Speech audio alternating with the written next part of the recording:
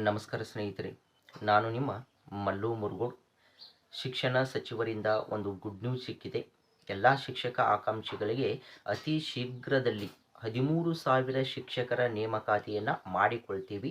ಆ 13,000 ಶಿಕ್ಷಕರ ನೇಮಕಾತಿಗೆ ನಾವು ಆನ್ಲೈನ್ ಅರ್ಜಿಯನ್ನು ಕರಿತೀವಿ ಅಂತಕ್ಕಂಥ ಒಂದು ಪ್ರಮುಖವಾದಂಥ ಮಾಹಿತಿಯನ್ನು ನೀಡಿದ್ದಾರೆ. ಅದೇನೆಂದರೆ, ಈಗಾಗಲೇ ನಿಮಗೆ ಗೊತ್ತಿರುವ ಹಾಗೆ TET ಪರೀಕ್ಷೆಗೆ ಅಧಿಸೂಚನೆಯನ್ನು ಹೊರಡಿಸಿದ್ದು, ಇದೇ ಅಕ್ಟೋಬರ್ ತಿಂಗಳ 23ರಿಂದ ಅರ್ಜಿ ಪ್ರಾರಂಭಗೊಂಡು ನವೆಂಬರ್ 9ರಂದು ಕೊನೆಗೊಂಡು ಡಿಸೆಂಬರ್ 7ರಂದು ಪರೀಕ್ಷೆಗಳನ್ನು ನಡೆಸಲು ಡೇಟ್ಗಳನ್ನು ಫಿಕ್ಸ್ ಮಾಡಲಾಗಿದೆ ಅಂತಕ್ಕಂಥದ್ದು. ಹಾಗಾಗಿ ಶಿಕ್ಷಣ ಸಚಿವರು ಈ TET ಪರೀಕ್ಷೆ ಮುಕ್ತಾಯಗೊಂಡ ಬೆನ್ನಲ್ಲೇ 13,000 ಶಿಕ್ಷಕರ ನೇಮಕಾತಿಗೂ ಕೂಡ ಅರ್ಜಿಗಳನ್ನು ನಾವೇನು ಮಾಡ್ತೀವಿ ಅಂದ್ರೆ ಆಹ್ವಾನ ಮಾಡ್ತೀವಿ. ಹಾಗಾಗಿ ಎಲ್ಲ ಸ್ಪರ್ಧಾರ್ಥಿಗಳು ಈ ಶಿಕ್ಷಕರ ಅರ್ಹತಾ ಪರೀಕ್ಷೆಯಲ್ಲಿ ಉತ್ತೀರ್ಣಗೊಂಡು ಆ CET ಪರೀಕ್ಷೆಗೂ ಕೂಡ ಏನು ಮಾಡಬೇಕಂದ್ರೆ ಒಂದು ಅಪ್ಲಿಕೇಶನ್ ಹಾಕಲು ಅರ್ಹತೆಯನ್ನು ಪಡೆದುಕೊಳ್ಳಬೇಕಂತ ಏನು ಮಾಡಿದ್ದಾರೆ ಅಂದರೆ ತಿಳಿಸಿಕೊಟ್ಟಿದ್ದಾರೆ ಅಂತಕ್ಕಂಥದ್ದು. ಅದರ ಜೊತೆಗೆ ಟೋಟಲ್ ಅಂದರೆ ಹಿಂದಿನ ಒಂದು ಸರ್ಕಾರದಲ್ಲಿ 13,000 ಚಿಲ್ಲರೆ ಶಿಕ್ಷಕರ ನೇಮಕಾತಿಯನ್ನು ಮಾಡಲಾಗಿತ್ತು. ಈ ಸರ್ಕಾರ ಬಂದ ಮೇಲೆ ಅವರಿಗೆ ಒಂದು ಆದೇಶ ಪ್ರತಿಯನ್ನು ನೀಡುತ್ತೆ ಅಂತಕ್ಕಂಥದ್ದು. ಆ 13,000 ಮತ್ತು ಇನ್ನು ಡಿಸೆಂಬರ್ ತಿಂಗಳಲ್ಲಿ 13,000 ಶಿಕ್ಷಕರಿಗೆ ಅರ್ಜಿಗಳನ್ನ ಆಹ್ವಾನಿಸ್ತೀವಿ ಅಂತೇಳಿ ಹೇಳಿದಾರಲ್ಲ, ಈ 13,000 ಟೋಟಲ್ 26,000 ಶಿಕ್ಷಕರನ್ನು ನಮ್ಮ ಸರ್ಕಾರದಲ್ಲಿ ನಾವು ಏನು ಮಾಡಿದ್ದೀವಿ ಅಂದ್ರೆ ನೇಮಕಾತಿಯನ್ನು ಮಾಡಿಕೊಂಡಿದ್ದೀವಿ ಅಂತೇಳಿ ಶಿಕ್ಷಣ ಸಚಿವರು ಏನು ಮಾಡಿದ್ದಾರೆ ತಿಳಿಸಿದ್ದಾರೆ ಅಂತಕ್ಕಂಥದ್ದು. ಹಾಗಾಗಿ ಈ 13,000 ಶಿಕ್ಷಕರ ಹುದ್ದೆಗೆ ಯಾರೆಲ್ಲ ಕಾಯ್ತಾ ಇದ್ದೀರಲ್ಲ, ಅವರು ನೀವು ಇನ್ನು ಕೇವಲ ಒಂದು ತಿಂಗಳಲ್ಲಿ ಮಾತ್ರ ನಾವು ಏನು ಮಾಡ್ಬೋದು ಅಂದ್ರೆ ನೋಟಿಫಿಕೇಷನ್ಗಳನ್ನು ನೋಡ್ಬೋದು ಅಂತಕ್ಕಂಥದ್ದು. ಡಿಸೆಂಬರ್ನಲ್ಲಿ ಈ TET ಪರೀಕ್ಷೆ ಮುಗಿದ ತಕ್ಷಣವೇ ಡಿಸೆಂಬರ ಕೊನೆಯ ವಾರದಲ್ಲಿ ಏನಾದರೂ ನಾವು ಈ ಶಿಕ್ಷಕರ ನೇಮಕಾತಿಗೆ ಅರ್ಜಿಗಳನ್ನು ಆಹ್ವಾನವನ್ನು ನಾವು ಏನು ಮಾಡ್ಬೋದು ಅಂದ್ರೆ ನೋಡಬಹುದಾಗಿದೆ ಅಂತಕ್ಕಂಥದ್ದು.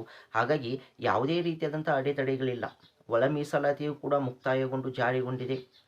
ಸುಪ್ರೀಂ ಕೋರ್ಟ್ನಲ್ಲಿದ್ದಂಥ 13,352 ಏನು ಶಿಕ್ಷಕರ ಹುದ್ದೆಗಳಿಗೆ ಕೇಸ್ ಇತ್ತಲ್ಲ, ಅದು ಕೂಡ ಏನಾಗಿದೆ ಅಂದರೆ ಮುಕ್ತಾಯಗೊಂಡಿದೆ. ಅದು ಕೂಡ KETಗೆ ಕೊಟ್ಟಿದ್ದಾರೆ ಅಂತಕ್ಕಂಥದ್ದು. KET ಕೇವಲ 1 ವಾರ ಅಥವಾ 15 ದಿನದಲ್ಲಿ ಆದೇಶವನ್ನು ಹೊರಡಿಸ್ತದೆ ಅಂತಕ್ಕಂಥದ್ದು. ಹಾಗಾಗಿ ಯಾವುದೇ ರೀತಿಯಾದಂಥ ಶಿಕ್ಷಕರ ನೇಮಕಾತಿಯನ್ನು ಮಾಡಿಕೊಳ್ಳಲು ಯಾವುದೇ ರೀತಿ ಅಡೆತಡೆ ಇಲ್ಲದೇ ಇರತಕ್ಕಂಥ ಕಾರಣದಿಂದಾಗಿ ಈ 13,000 ಶಿಕ್ಷಕರ ಹುದ್ದೆಗಳು ಅತಿ ಶೀಘ್ರದಲ್ಲಿ, ಅದರ ಜೊತೆಗೆ PU ಕಾಲೇಜಿನ ಉಪನ್ಯಾಸಕರ ಹುದ್ದೆಗಳು ಕೂಡ ಖಾಲಿ ಇದ್ದು, ಕಲ್ಯಾಣ ಕರ್ನಾಟಕ ಮತ್ತು ನಾನ್ ಕಲ್ಯಾಣ ಕರ್ನಾಟಕಕ್ಕೆ ಸಪ್ರೇಟಾಗಿ ನಾನ್ ಕಲ್ಯಾಣ ಕರ್ನಾಟಕಕ್ಕೆ 814 ಹುದ್ದೆಗಳು ಖಾಲಿ ಇದ್ದು, ವಿವಿಧ ವಿಷಯಗಳಲ್ಲಿ ವಿವಿಧ ರೀತಿಯಾದಂಥ ಹುದ್ದೆಗಳು ಖಾಲಿ ಇವೆ. ಹಾಗಾಗಿ ಯಾರೆಲ್ಲ PU ಕಾಲೇಜ್ ಆಗಿರ್ಬೋದು, ಹೈಸ್ಕೂಲ್ ಆಗಿರ್ಬೋದು, ಪ್ರೈಮರಿ ಆಗಿರ್ಬೋದು, ಹೀಗೆ ಎಲ್ಲ ಪೋಸ್ಟ್ಗಳನ್ನು ಕೂಡ ಫಿಲಪ್ ಮಾಡ್ತಕ್ಕಂಥದ್ದು. ಹೈಸ್ಕೂಲಿಗೆ ಸಂಬಂಧಪಟ್ಟಂತೆಯೂ ಕೂಡ ನಾವೇನು ಮಾಡ್ತೀವಿ ಅಂದರೆ 2,500 ಹುದ್ದೆಗಳಿಗೆ ಹಣಕಾಸಿನ ಅನುಮೋದನೆ ದೊರೆತಿದೆ ಅಂತಕ್ಕಂಥದ್ದು. ಆ ಹೈಸ್ಕೂಲ್ ನೇಮಕಾತಿಯನ್ನು ಕೂಡ ನಾವೇನು ಮಾಡ್ಬೋದು ಅಂದ್ರೆ ಒಂದು ನಿರೀಕ್ಷೆಯನ್ನು ಮಾಡ್ಬೋದು ಅಂತಕ್ಕಂಥದ್ದು. ಅದರ ಜೊತೆಗೆ ಪ್ರೈಮರಿ ಮುಖ್ಯವಾಗಿ ಈಗ ಸದ್ಯದಲ್ಲೇ ಆಗ್ತಕ್ಕಂಥ ಒಂದು ನೋಟಿಫಿಕೇಶನ್ ಯಾವುದಂದ್ರೆ ಪ್ರೈಮರಿ ಸ್ಕೂಲಿಗೆ ಸಂಬಂಧಪಟ್ಟಂಥ ನೋಟಿಫಿಕೇಶನ್. ಯಾರೆಲ್ಲ DED ಮತ್ತು ಪೇಪರ್ 1 ಮಾಡಿಕೊಂಡಿದ್ದಿರಲ್ಲ, ಅವ್ರಿಗೊಂದು ಇದೊಂದು ಸುವರ್ಣ ಅವಕಾಶ ಅಂತಕ್ಕಂಥದ್ದು. ಏಕೆಂದರೆ ಪ್ರೈಮರಿಯಲ್ಲಿ ಕೇವಲ DED ಮಾಡಿದವರಿಗೆ ಮಾತ್ರ, ಇನ್ನೂ C&R ರೂಲ್ಸ್ ಬಂದಿಲ್ಲ, BEd ಮಾಡಿದವರಿಗೆ ಅವಕಾಶ ನೀಡ್ತಾರೋ ಅಥವಾ ಇಲ್ಲೋ ಅಂತಕ್ಕಂಥದ್ದು ಸುಪ್ರೀಂ ಕೋರ್ಟ್ ಈಗಾಗಲೇ ತಿಳಿಸಿದೆ. BEd ಮಾಡಿದವರಿಗೆ ಪ್ರೈಮರಿ ಟೀಚರ್ ಆಗಲು ಅವಕಾಶ ಇಲ್ಲ. ಕೇವಲ ಪ್ರೈಮರಿ ಟೀಚರ್ ಆಗಬೇಕಾದ್ರೆ DEd ಅಂತಕ್ಕಂಥದ್ದು ಏನಾಗಿರ್ಬೇಕಂದ್ರೆ ಕಂಪ್ಲೀಟ್ ಮಾಡಿಕೊಂಡಿರ್ಬೇಕಂತಕ್ಕಂಥದ್ದು. ಹಾಗಾದರೆ ಈ DEd ಮಾಡಿದ ಶಿಕ್ಷಕರಿಗೆ ಒಂದು ಬೃಹತ್ತಾದಂಥ ಒಂದು ಹುದ್ದೆಗಳಿರ್ತಾವಂತಕ್ಕಂಥದ್ದು. ಹಾಗಾಗಿ ಕಲಿತವರು, ಏಕೆಂದರೆ ಇತ್ತೀಚೆಗೆ BEd ಕಾಲೇಜುಗಳಿಲ್ಲ, DEd ಕಲಿತವ್ರು ಏನಾಗಿದ್ದಾರೆ ಅಂದ್ರೆ ಭಾಳಷ್ಟು ಕಡಿಮೆ ಸಂಖ್ಯೆಯಲ್ಲಿ ಇದ್ದಾರೆ ಅಂತಕ್ಕಂಥದ್ದು.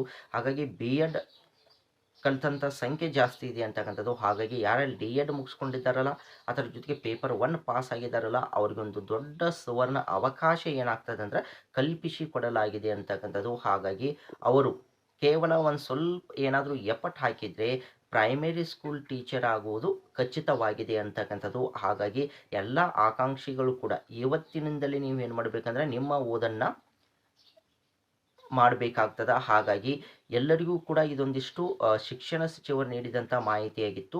ಪ್ರಮುಖವಾದಂಥ ಆ ಮಾಹಿತಿಯನ್ನು ತೆಗೆದುಕೊಂಡು ಈ ಒಂದು ಮಾಹಿತಿಯನ್ನು ನೀಡಿದ್ದೇನೆ. ಹಾಗಾಗಿ ಮಾಹಿತಿ ಏನಾದರೂ ನಿಮಗೆ ಇಷ್ಟವಾಗಿದ್ದರೆ ನಮ್ಮ ಚಾನಲನ್ನು ಸಬ್ಸ್ಕ್ರೈಬ್ ಮಾಡಿಕೊಳ್ಳಿ, ಪಕ್ಕದಲ್ಲಿರ್ತಕ್ಕಂಥ ಬೆಲ್ ಐಕನನ್ನು ಆನ್ ಮಾಡಿಕೊಳ್ಳಿ. ಎಲ್ಲರಿಗೂ ಧನ್ಯವಾದಗಳು.